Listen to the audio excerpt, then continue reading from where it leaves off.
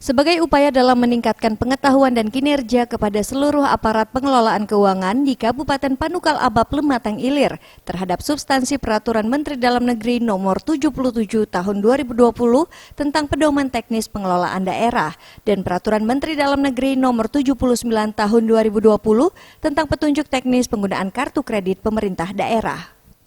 Badan Pengelolaan Keuangan dan Aset Daerah Kabupaten Pali menggelar kegiatan sosialisasi terhadap kedua peraturan menteri tersebut di meeting room di Exelton Hotel Palembang. Kegiatan yang dilaksanakan pada 25 dan 26 November 2022 ini dihadiri narasumber dari Kementerian Dalam Negeri, Ira Hayatunisma, perwakilan dari Kantor Pelayanan Pajak Pratama Prabu Mulih, Bank Sumsel Babel, Bank BRI, Bank Mandiri, undangan BPKAD Kabupaten Kota, Muara Enim, Oku, Pagar Alam, dan Muratara, serta seluruh kepala OPD dan bendahara di lingkungan Pemkab Pali. Kegiatan sosialisasi ini dibuka Sekretaris Daerah Kabupaten Pali, Kartika Yanti.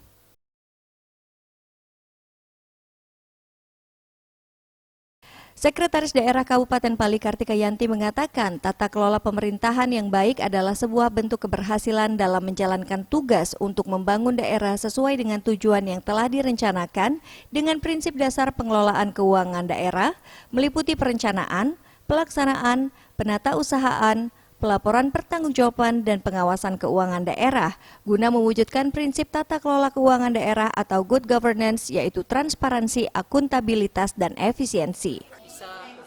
Efektif, efisien, dan bisa dipertanggungjawabkan seperti itu. Dan juga kita dengan adanya kegiatan seperti ini menuju ke pemerintahan yang good government dan clear government seperti itu. Kasubdit Perencanaan Anggaran Daerah Dirjen Bina Keuangan Kemendagri Ira Hayatunisma, dalam perkembangan di era digitalisasi ini, aparat pemerintah dituntut untuk lebih maju dan modern. Kedepannya akan menggunakan alat digital dalam bertransaksi yang namanya Kartu Kredit Pemerintah Daerah atau KKPD, dengan tujuan dapat meminimalisasi penggunaan uang tunai dalam transaksi keuangan. Tadi sudah saya sampaikan juga berdasarkan hasil evaluasi APBD di 2022 maupun di perubahannya itu ada beberapa hal yang masih harus diperbaiki dari sisi baik penganggarannya maupun cara belanjanya gitu ya, sehingga nanti mudah-mudahan di 2023 ini bisa lebih baik lagi. Boris Simbolon, Sriwijaya TV.